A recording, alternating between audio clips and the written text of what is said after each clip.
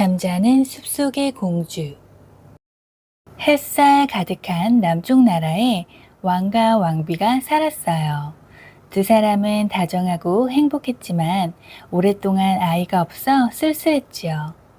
예쁜 공주가 태어나게 해주세요. 왕과 왕비는 간절히 기도했어요. 응애, 응애.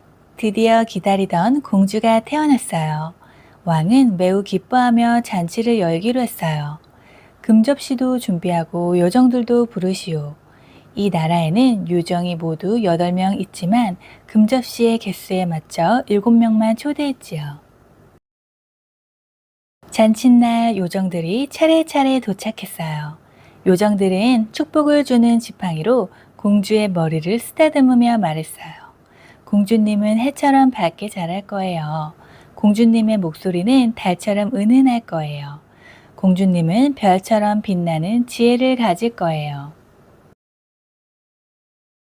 6번째 요정이 축복의 말을 마쳤을 때였어요.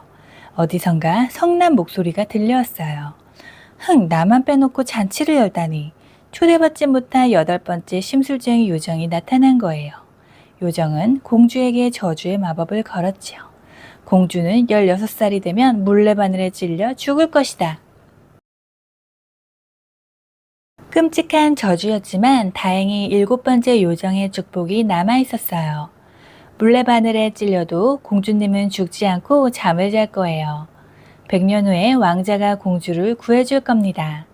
왕은 온 나라의 물레를 불태웠어요. 세월이 흘러 어느덧 공주는 16살이 되었어요. 호기심 많은 공주는 성에서 가파른 계단을 발견했어요. 저 위에는 무엇이 있을까? 공주는 계단을 올라가 꼭대기에 있는 방문을 열었어요. 방 안에서 낯선 할머니가 물레를 돌리고 있었지요. 할머니, 그게 뭐예요? 재미있어 보여요.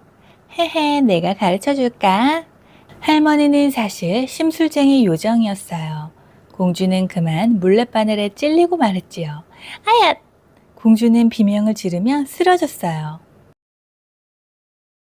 공주가 깊은 잠에 빠지자 성 안의 모든 사람도 잠들었어요. 7번째 요정이 마지막 주문을 걸었어요.